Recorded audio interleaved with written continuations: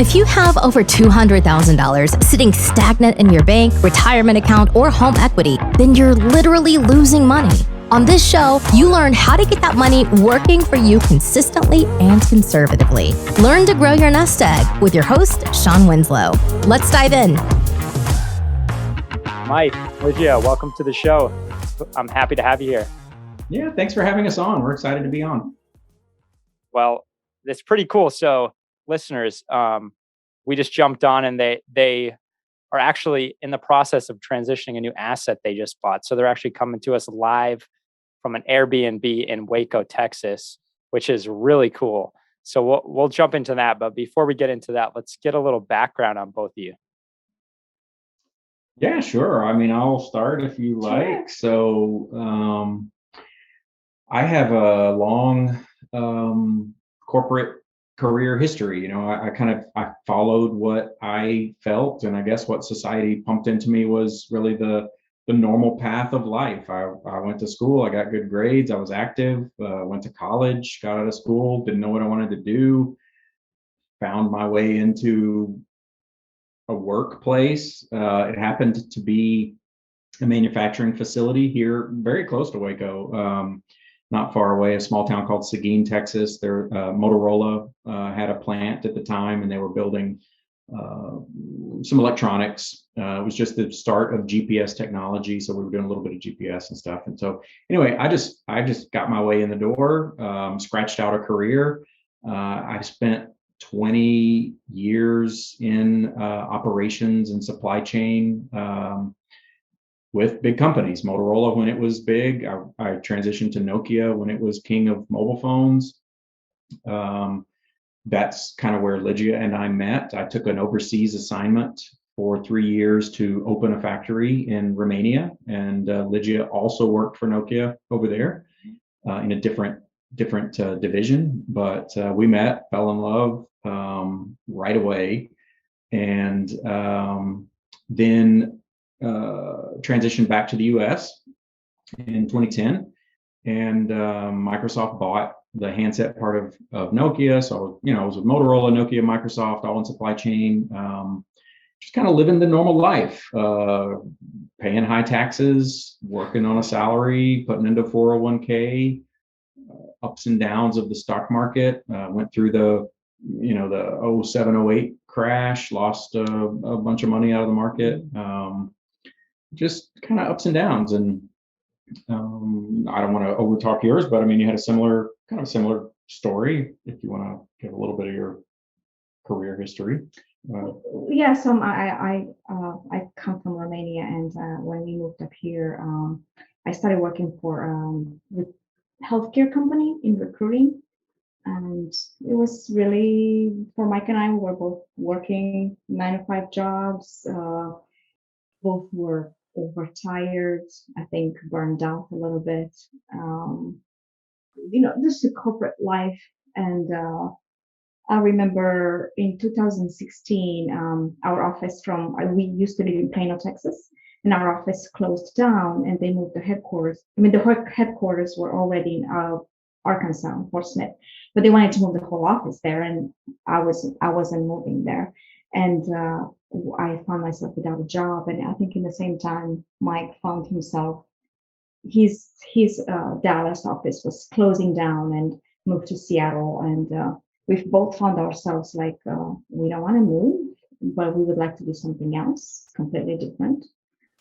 Yeah, so exactly that. I mean, we were both in the summer of 2016 let go from our companies for similar type reasons. I got a really nice payout just because I had bridged seniority back through that. Ligia got a little payout. We had a nest egg. I have 2 older daughters from a previous marriage. They were both going into college, so we were empty nesting in a way. And I started putting my resume out there and going through the interview process, and more big tech companies. And it was really soul crushing almost to think about starting a new job. What's the corporate culture going to be like? Am I even going to have to, relocate somewhere, business travel, all that stuff? And we kind of took that moment to stop and reassess what it was we really wanted out of life. And it really wasn't any of those things, So Mhm. we were at a point where we love spending time together. And so, our lives, as much as possible, we wanted to be around family. We love to travel. And so not for business, by the way, we love to get out and see the world. And so, yeah, we had at that moment, I had purchased a toolkit on investing in vacant land as a way to grow passive income. And I hadn't looked at it. I purchased it one day. I listened to a couple of podcasts of people that had done it very successfully. And so I bought this little toolkit on how to do it and put it on the desk. And I was working, 10-hour days and just hadn't really looked at it. And so, we thought, we have some money. Kids' colleges were pretty much set and paid for. We were at an opportunity in life where we could take a chance. And so we kind of sat down, discussed it, and decided to go all in real estate. And we had a big home in Plano. So we sold that, downsized, moved to Colorado. And just because we wanted to be out in nature and the mountains, we both love the mountains. So we kind of moved up to Boulder and started this land investing career, which is very basic in high level premise. It's just buy low and resell high. And so, there are a few formulas out there, but we followed one process where it was direct mail campaigns to landowners. Some percentage of people are willing to just offload their properties because they're tired of paying taxes. They inherited it. They bought it a long time ago. They're never going to do anything with it. Various reasons, but you can buy properties for a fraction of their value. And we started reselling them. And 90% of what we sell, we will own or finance. And so, you can buy a piece of property and we'll sell it to you for $99 a month or $250 a month for 5, 6, 7 years. And over the course of a couple of years, we built up a really healthy, I'll call it a passive income stream. Obviously, there was some active work on the front end, but once we've secured a note, it's going out. And so that was our foray into real estate investing. And from there, we've just that's our bread and butter. I mean, it's afforded us a lifestyle that we have today.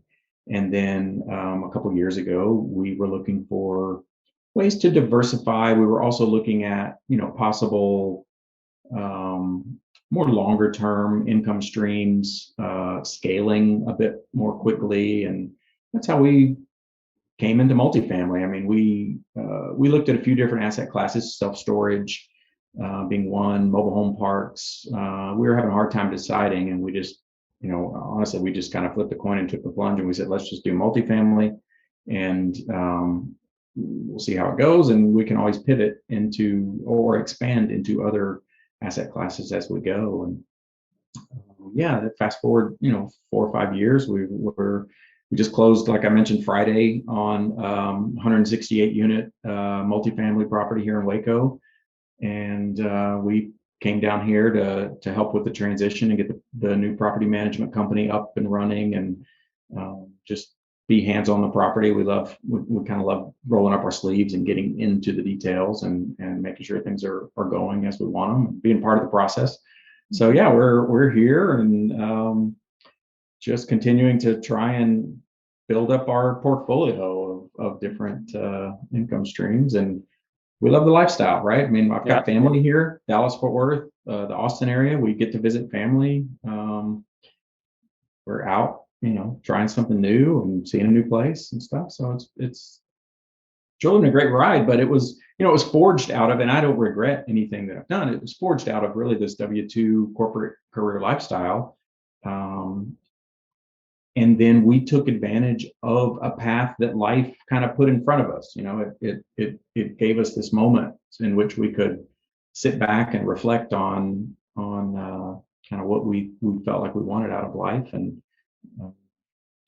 decided to take that moment to take some action. Oh, that's awesome. What a great story. And you guys made some great points, but I want to hit on a few. Mike, you mentioned kind of like myself, and I know a lot of listeners out there, we're kind of conditioned to go one route in life. Mhm. That's do well in school, get a good job, build that career, all while investing in your 401k and other retirement plans to hopefully have enough money one day to live a dignified retirement. And I don't want to put words in most people's mouths, but I know for me and a lot of people that I interact with, that's kind of a depressing life. So I just wanted to hit on that that's not the only way to go about creating a life. And to your point of being able to travel, spend time with family, you know, there was a part in my life where I wanted to obtain all that. And I knew the job, my career was not going to afford that for me, at least not the time aspect of it. And so then I started looking around to see successful people I knew that had both the money and the time. And more often than not, it was some aspect of real estate. So that's kind of that's why I made the transition. And I just wanted to kind of hit on that point that you both brought up. And then, Ligia, you brought up that, we're kind of beholden when you do work for corporate, you're beholden to that employer. And maybe, yeah, it's the job aspect, but it's also where are you going to live? Your employer moved to Arkansas and you didn't want to move there. So as a W-2 employee, you're beholden to them. And that's another great reason to kind of, leverage real estate to be able to live the life we want to live. So I just wanted to hit on those couple of points. But in terms of multifamily, once you flipped that coin and made that decision, how did you get into it? Did you start small multis, or did you go straight to big multis? And if so, like how did you make that transition? Great question. Yeah. So we actually we came to, let's call it a different asset class of real estate 2 years ago. We had built our business into a really nice cash flowing stream. And what comes with that self-employed, let's call it a high income business, was a high level of taxes. And so we started seeing these tax bills and we were like, we are not paying, this much in taxes. And so, out of that, we started kind of revisiting some of our mentors. Let's say, we have Robert Kiyosaki, who almost everybody in real estate has some affiliation with or some start Look from. up there. There it is. Oh, yeah, yeah. Florida. Exactly. Yeah. I mean, I read that when I was in Romania. Ligia had a copy of it, and I reread that book, and it really got my mind thinking about retirement in the way that he lays out, in that you don't have to, as you say, follow the normal path or the quote unquote normal path. You can create cash flowing streams, and you don't have to worry about, do I have a big enough nest egg to coast into my final days. And so we started revisiting some of that, and his CPA Tom Wheelwright also has written a couple of great books on tax efficiency and how to legally look at minimizing your tax obligations. And so we started thinking about, how can we get into a diversified income stream that affords us tax offsets. And so that's where we started looking at, self-storage, mobile home parks, multifamily, and other things like that. And so, as I mentioned, we just, not arbitrarily, but we felt we had more of an affinity towards multifamily, in that you're really, doing a good service for the community, or you can be. I mean, and that's our business niche, is looking for value add properties where we can come in and really transform the lives of people, at the same time generating great returns for investors. I mean, for us, that's just like it's an amazing coupling of benefits. That's But great. we started looking at, so we started thinking small. We thought, okay, let's get a rent house, or maybe a duplex, maybe a fourplex, more residential style multifamily properties. And the more research we did, and the more podcasts we listened to, and different things, most people were either bypassing and going right into larger multifamily, or they had been in more residential and smaller multifamily properties and transitioned out and into larger, just to get the scale. Because once you start doing the math and you think, okay, I'm getting $100 for this property a month and $200 for this, and then how long does it take to stack that up? We decided, let's just go directly into larger scale properties.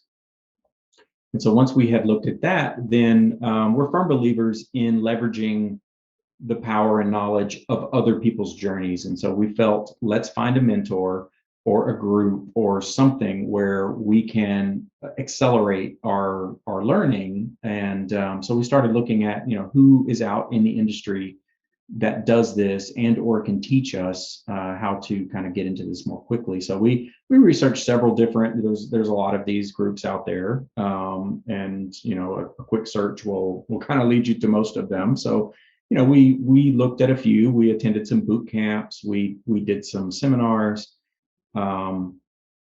We also had a really good connection through our land business that also is a multifamily syndicator operator. And so I reached out to him and just kind of picked his brain. And some of these programs can be quite costly, right? You sign up with a coach or a mentor. You're talking 5 digits or something there, and there's obviously a return on your investment. But we kind of looked at that and started asking around, and so I wanted to reach out to a few people who have been down this road and ask them, would you do this, or would you do it again, or how would you get into the space? And most of them felt they had all been through one of these similar types of courses, and so, but through that process, we got some names that we hadn't heard of, and so we found a group that we really liked and we felt that we fit in with, and we're still active in it's Think Multifamily. It's Mark Kinney.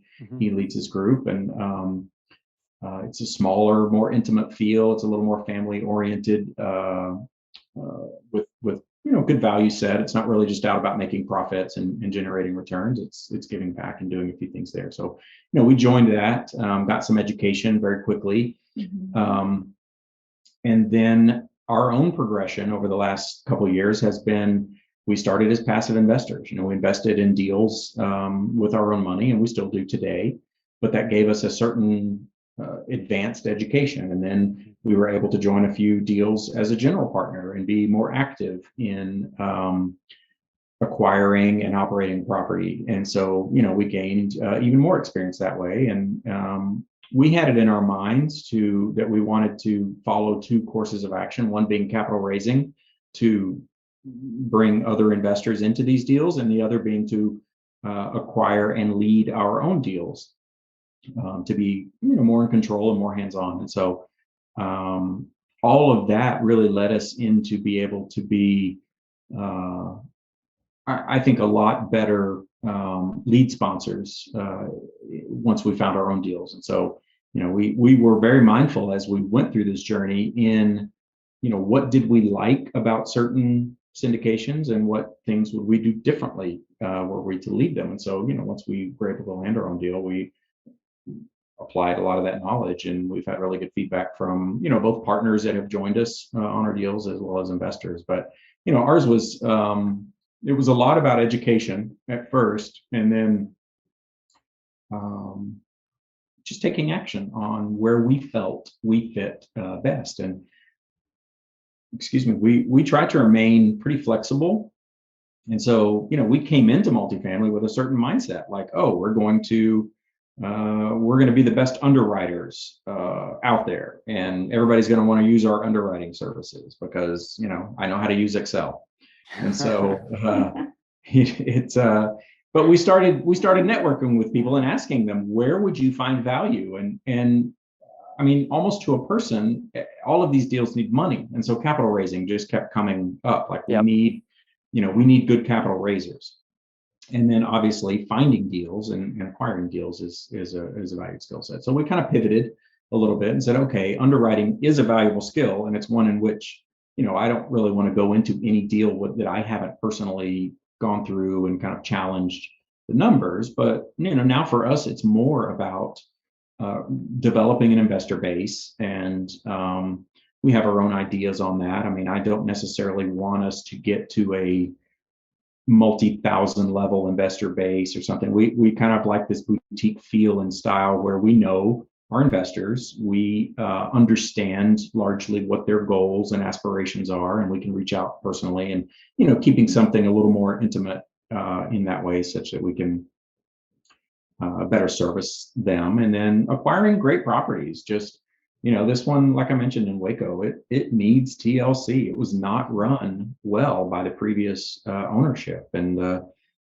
just walking the grounds, talking to the current tenants, they have a lot of heartaches and things that they would like to see better. And so it's super rewarding to get out there and to be able to implement a lot of those things for people, because I mean, it's your home. We all want to live in a place that we feel secure and feel like somebody's caring for us and those kind of things. So it's super rewarding to get out there and do those things. But it's kind of our journey into the larger multifamily space. That's great. And that you're right. It is one of the best feelings when you walk onto your property and the tenants thank you for making their home a better place. Yeah. Honestly, to me, it hits home a lot better than, the ROI that you may get on the property. Yeah, it's super personal. I mean, ROI is great, and bringing money to investors is certainly rewarding in and of itself, because it's people's livelihood and it's their retirements in a lot of cases, or family legacy wealth. But yeah, when you touch somebody very personally in that way, especially, a lot of these properties are lower income type properties, and this is what people have, right? They have a place to live and a few belongings, and so it's really, really great. And I was talking to Mike when we started this journey, that I never want to take it for granted. I never want to treat tenants like a cash flow venue. Mm-hmm. I want to treat them like, they're valuable people, and we want to give back through what we do. And it's a win-win situation. You bring a better habitat for them. You renovate the place, and they enjoy more the place that they live in, and you bring great returns to the investors. So it's a win-win situation. But I never want to become so cold-hearted that they're just a cash flow venue for us. I mean, we want to treat them like valuable human beings, that they deserve a great place to live. I can't agree more. And I think for a while that was kind of overlooked in the investment world. It was more just, the return to the wallet, not the return to the heart. And, at the end of the day, everyone just wants to be proud of the place they call home. Yeah. And to me, it's a win-win. I love being able to go in and provide that for both the tenants, and then also provide it for our investors. But I want to hit on a few points you made. One, it seems like whenever I talk to anyone about, their origin story into multifamily, more often than not, it comes back to a mentor. And that's what I did. That's what most people say they do. And I just feel that is very important. And I know the listeners will probably get tired of me saying it, but if you want to do anything in life, you need to look for someone, one, who's doing it currently, especially when it comes to real estate, because real estate is an ever-changing world, changes these days by the day. So you need to find someone who's actually doing it now.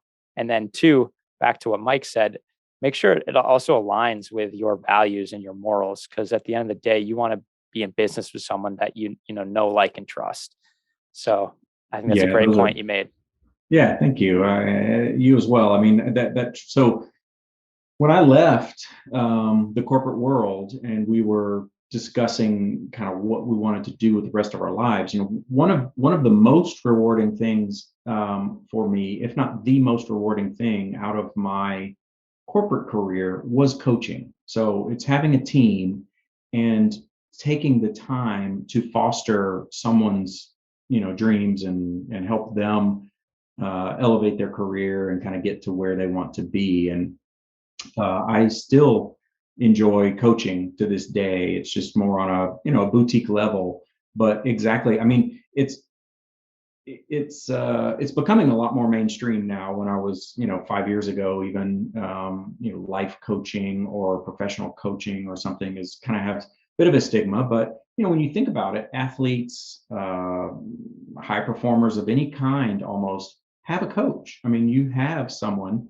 to help you get where you want to be. And so, yeah, I mean, that's been our philosophy in business as well, is like we should and will have business coaches that help us develop either skill sets or mindsets or other aspects of things. So yeah, I think that's just super critical in all phases. I mean, we have, I think, in our American culture, we have this bootstrap philosophy that, oh, well, I bootstrapped it up and I did it all on my own. Well, nobody does anything on their own. Right. I mean, it's impossible. You just can't do it. And so, why would you not rather have your story be, I had a goal and I found a way to get there as efficiently and quickly as possible, rather than, I mean, there is value in making mistakes and stumbling and doing some of these things if you take the value out of it. But yeah, I think it's really important. And that's a big part of both in our land business and in our multifamily business. We found people that we could learn from, surround ourselves with, and now that we have done it for a while, we try to give back as much as we can, in other ways. That's great. So you said you're the lead sponsor of most deals now. In a competitive market, how are you finding these deals? Yeah, so we do a little bit of both. I mean, we try to join as a few GP teams if we find deals that we like and lead sponsors. But we certainly also like to acquire properties, and as I mentioned, we're a bit more hands-on in our approach, and we have the time and the ability to do it, and so it suits our niche and lifestyle at this moment. But yeah, so we leverage partnerships as much as we can, and so this deal, we have two other partners that we used to help find this deal. So they both live here in Texas.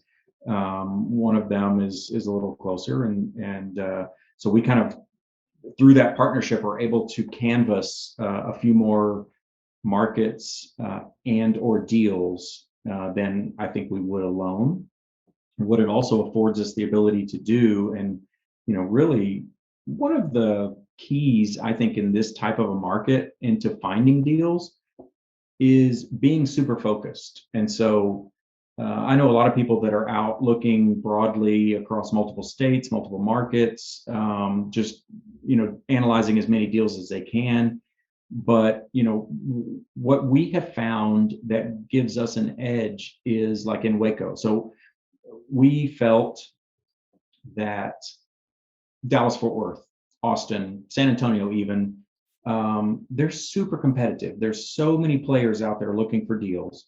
And there are certainly deals to be had through broker relationships, just being aggressive with your underwriting. We're not super aggressive in our underwriting. We like to be very conservative so that we can over deliver.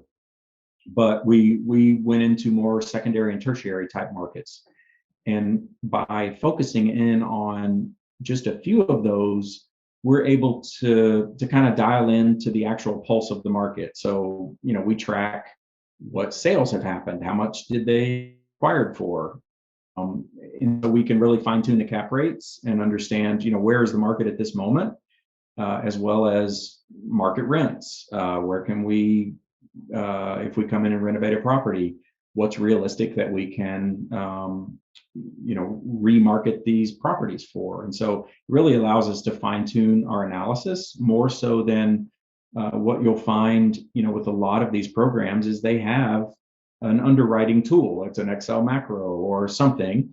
And there's a set of canned variables that we put in there, right? Okay, well, on a typical property, we're going to invest $4,000 in renovation costs, and rent growth is going to be 2% a year for the next 5 years or whatever. But once you drill in a little more deeply into a market, you can understand and better project some of those variables. And so it allows us to, I believe, be a bit more competitive and find deals in that way. And then, quite honestly, once you've landed a deal or two or more, it is a fact that brokers will work with you a lot more willingly than, if you're a first timer and you're out there. And it's just I mean, it's an important element, just like your offer price is. A seller wants to know that you're going to get a property to the finish line.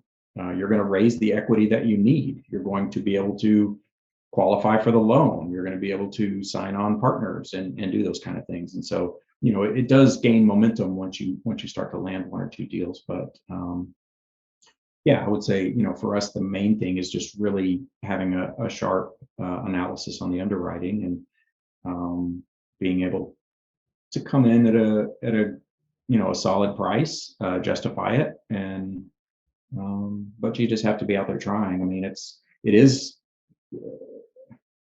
a bit unsettling in this market, right? It's been running for a decade, and here in the last few months and years, sharply up. So, there is some cause for pause, but there are still good values out there. There's really not many better asset classes, in my opinion, to be out and investing in a time of some higher level of inflation, potentially higher level inflation coming. I mean, all signs point to really healthy growth, especially in multifamily space.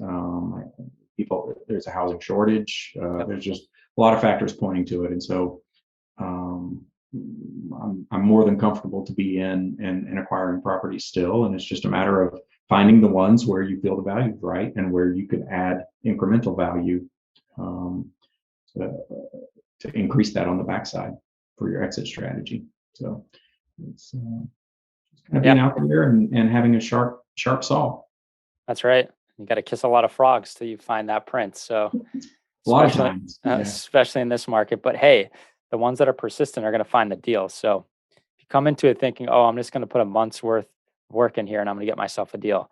Hey, maybe every fool can strike gold once, but on the margin, no, that's not. You got to be persistent. And for us, we've looked at over 100 in the last 2 months, and it takes a lot. Especially like you said, if you underwrite conservatively, you're not going to find a lot of deals in a market like today.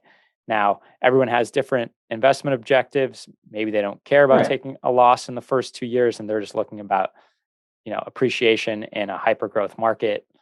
But I think you're kind of similar in my boat, where we want cash flow and we want a conservative property that's going to be able to provide our investors consistent returns.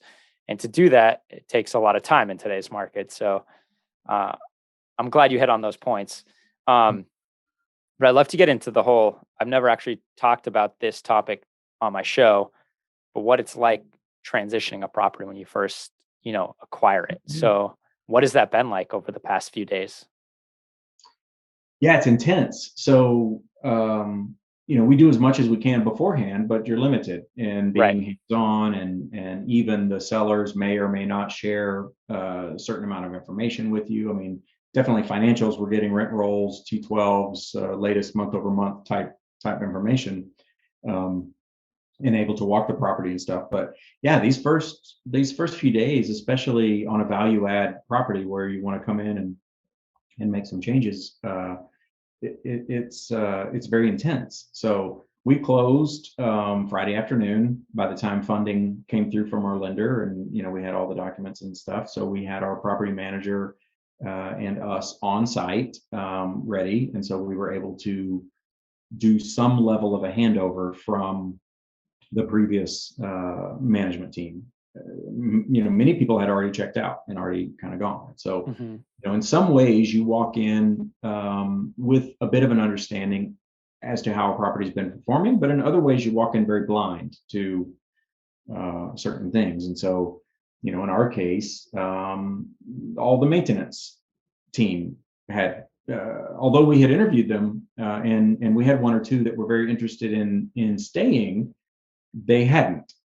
Wow. And so I don't know exactly what transpired, but we had no maintenance. And so on a 168 unit property, there's no shortage of things happening, from clogged toilets to disposals to major things. Fortunately, we've had no major type incidents, but when you have people that have been working on a property, they know little things like, where is the water shut off? Where are the main breakers? Where are the keys, and different things? And so, these first few days have been really about just trying to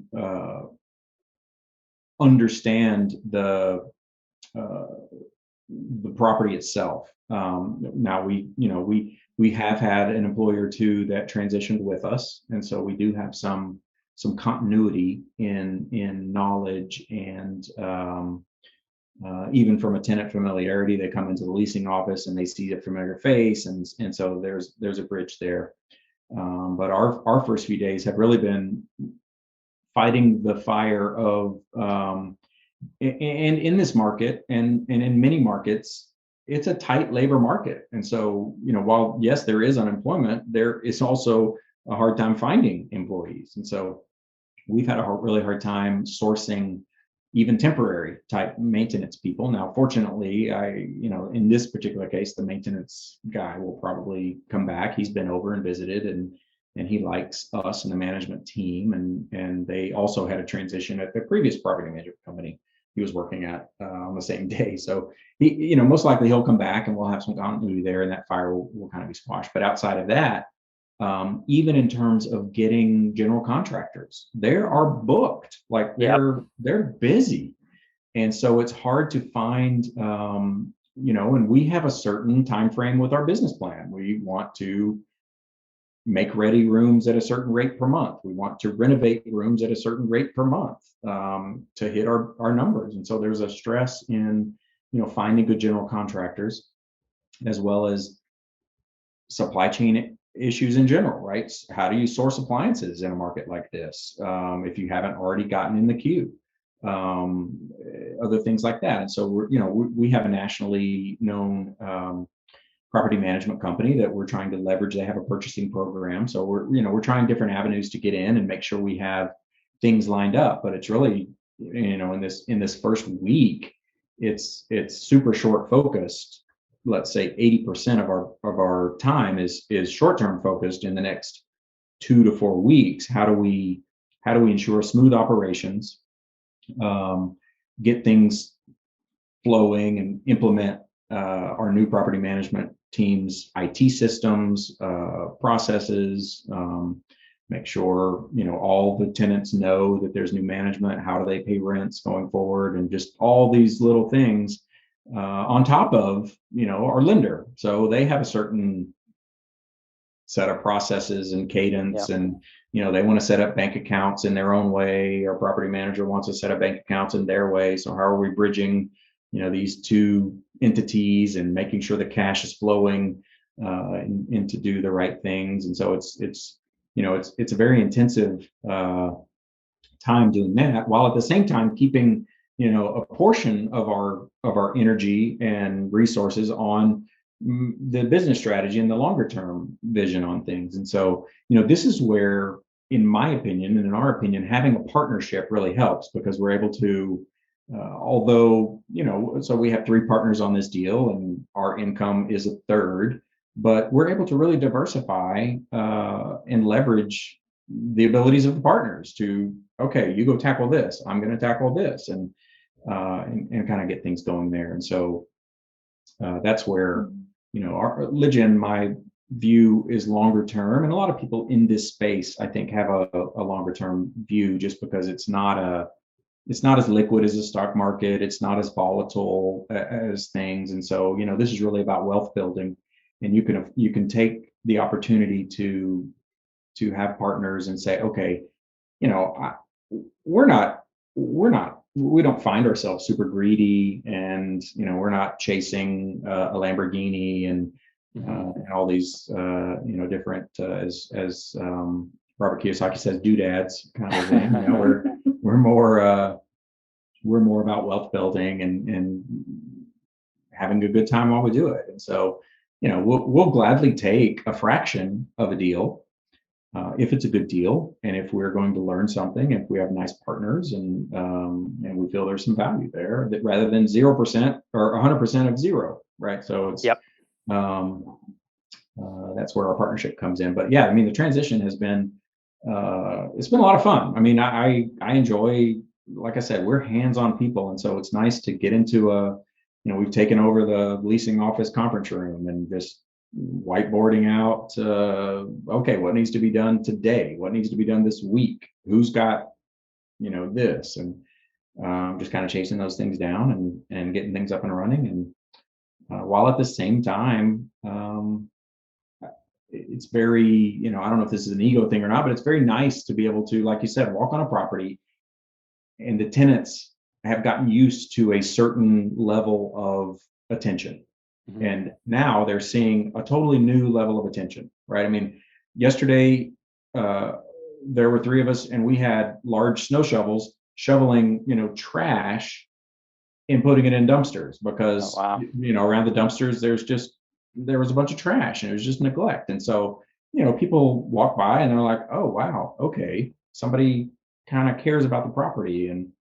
And so it's rewarding in that aspect. And it'll take a month or two or three, but you'll see the tenant base start to turn as we have with other properties where they see it from the top down that people care for their living environment or don't care for their living environment, and that just matriculates down. So that's been just a big part of the time. We'll spend the rest of the week here. I mean, we just bought a new home. Actually, we bought a new home a week. Oh, We moved congrats. into our home a week ago, Thank you. and it's been a dream of ours since we moved to Colorado to buy a home in the mountains. And so we very much also have a Robert Kiyosaki philosophy that let your investments pay for your doodads. Yep. And we both see a house, while it is a critical need that most of us feel we have, we wanted to have our investments pay for our doodad. So, Yep. we have spent the last 4 years building up our passive income base, and we were able to buy, I won't say it's a house of our dreams, but it is pretty much our dream house. Like, we wake up every morning, there's deer literally below our deck, just Amazing. feeding, and turkeys. And we were only there 7 days, and then we came down here to kind of stand up this property. And so we were like, oh, where's our home? But it's super rewarding to go. And so we'll get to go back at the end of the week, and then we'll come back next month and just we'll spend some hands-on time here. And I think it's super important. But it's it's a tumultuous time, and it's really intense. As you've probably closed on a few multifamily properties, and they're all we laugh about it. Like our personal house closing was chaotic. I mean, Yeah. you get down to those last few days and they're like, oh my gosh, we don't have this paper, or you need to Yep. sign this, or what. It's like, how can this not be a smooth process? And it was the same with our multifamily property, right? I mean, you get down to that final week and all of a sudden everybody, legal, brokers, lenders, they're, oh my gosh, if we don't get this today, we're not gonna be able to close. And it's like, well, how did I Yep. not know this 2 days ago or 3 days ago or something? So, and so that ended, but then this other part picks up where, there's fires and A lot of moving parts in your life right now. Right. yeah, but it's great. It's But it's fun. fun. We enjoy it for now, and there'll be a time, I'm sure, when we'll shift to something else. But for now, we really like being active participants in our real estate businesses. It's That's great. kind Yeah, of and there's a lot of nuances in one closing and then transitioning a property that you don't know until you do it, and Right. it's fun. yeah, and that's where we've really loved the journey. In that, we went from LPs to GPs to KPs and lead sponsors, and you get a little deeper peek behind the curtain, right? You see, oh my gosh, wow, this is and it's learning by applying as well, right? I mean, it's one thing to read a textbook or watch a video or see certain things, but then once you actually have to raise the capital, or you have Yep. to host a webinar for a multifamily property, or go through the process of being underwritten by a lender to qualify for a loan on a multifamily, right? It's just each iterative process really ingrains what it takes, and that's where you gain real experience. Yeah, so true. Well, before I ask the last two questions, where can the listeners find you? Well, the best place, so our website is deatonequitypartners.com. And so we have a lot of resources there. We're trying to build out, blogs, videos, links to podcasts like this, and stuff to help educate our investors. So that's probably the best place. And then if you want to email, you can get us at Mike at Deaton Equity Partners or Ligia at Deaton Equity Partners, or just invest at Deaton Equity Partners, and we'll kind of catch all of those. Those are, I would say, the best places to start. Awesome. All right. So the final two questions. One, why multifamily as a way to build wealth? Either of you can take it, or both. Don't want it. Okay. Yeah. So like I said, for us, it came down to really, I would say, two key factors. One is tax efficiency. So the depreciation that we get out of multifamily, it's amazing. So we have a good income stream from our other business. We're building a very nice income stream out of multifamily, strategically using the depreciation and passive losses that you get from multifamily. I don't know that there's a better way to keep more money in your pocket. And the other aspect is scale. So it's a great way to team up with other investors, and whether you want to do it passively or whether you want to get in on the active side, you can get in. You can make a relatively small investment and have it reap great rewards in a pretty safe manner, I would say. It's a low risk, or traditionally has been a low risk asset class. So for us, those two key things were exactly why we came into multifamily. Couldn't agree more. All right. Second and final question. If you could go back in time, tell your younger self one piece of financial advice, what would that be? Start earlier. It's not necessarily related to the financial advice, but start earlier in investing in real estate. We started late, and I wish we started way earlier. Yeah, I definitely agree with that. I mean, I don't know a person that I've spoken to that hasn't said, if I could do this earlier. I mean, we know a few guys that are 20 and they're barreling into real estate multifamily, and it's great to watch. And to kind of expand on that thought, for me, and you touched on it early in the podcast, that you don't have to follow the societal norm. You don't have to. It feels like it when you're 20 and Right. and you have no money. It feels like I have to get a job. What else am I going to do? And all these things. But especially in today's day and age, I mean, our daughters are 25 and 22, and one is a few years out of college. The other is a senior graduating, and they're both kind of stumbling, finding out. I don't know. I did this was my major. I guess I have to do this. And in today's day and age, it just feels like there's so much opportunity, from gig working to easily starting your own business to all these platforms that you can get exposure from. I mean, there's so many options in today's day and age that there's nothing wrong with getting a salaried job, and it's very fulfilling, and very rewarding in a lot of ways. But it doesn't have to be it doesn't have to be your main job, right? You can have side jobs, and I highly recommend it for everybody to have a side hustle. It protects in so many ways. But yeah, I mean, I would just say, and I don't know how to simplify that phrase other than maybe take the time to really evaluate options. And in my coaching practice, I'm a very values-based coach. And so it's, for me, anytime I start with a client, it's very much about understanding, what are your values, and is your life serving to take you toward those values, or is it maybe leading you away from those values. And so I think, our society, at least in the US, is hyperactive, and it fuels this need that I can't. How can I stop and think? I have to, go. And I do think there's value in taking that time just to assess your life and what do you want. And in all cases, I think you can achieve it. I mean, there's no one way that you have to take. So for me, it would be, more about just taking time to kind of think about what you want life to bring for you.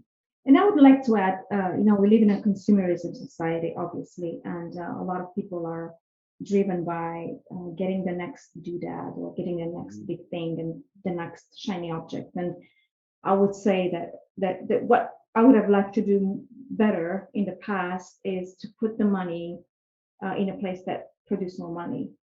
Put your money where it works for you, instead of just paying for doodad and be driven by consumerism. It's like invest in assets that bring you cash flow. And when you're in a place where you have so much cash flow that you don't know what to do with it, then go ahead, buy all the doodad you want. But putting the money where it works for you, instead of just spend and just be worried all the time. How am I going to pay for this, and how am I going to pay for that, and what am I going to do when I retire? And a lot of people they work, for a great retirement, but when they retire, they're told to even enjoy anything. So, amen to that. Yeah. Couldn't agree more. It's the old, live your life today like most people won't, so you can live your life in the future like most people can't. And it's a little cliche, but it's so true. It's, maybe suffer a little bit today so you can live the life you want in the future. And to your point, Mike, I think a lot of people go after, a job and then build a life around that, whereas they should create the vision of the life they want, and then find the job that, produces that life for them. And I think a lot of more people would be happy if they did that. For sure. Well, Mike, Ligia, thank you so much for your time today. This was a great episode. I know listeners are going to be rewinding this a few times to get some golden nuggets that you dropped, but I just want to thank you both for taking time out of your busy schedule. You're in the middle of a transition of a new property, so I really appreciate that. Yeah, thanks. It was a joy, and really appreciate you having us on. Thank you for having us. All right. Well, hopefully I'll see you two around, and listeners, I'll catch you on the next one. Hey, this is Sean Winslow. After being in the financial service industry for years and having candid conversations with good people just like you, I realized that so many of us are wanting an investment strategy that provides solid returns and consistent income without the bumps in the road. There's little known secret that your financial advisor doesn't want you to know. There is investment out there that is less volatile and the returns are stronger. Get more details by going to greenbriercg.com and clicking on the free e-report. And by the way, if this show has provided you any value, then feel free to leave an honest written review and of course share it with a friend who needs it. See you next week for another great show.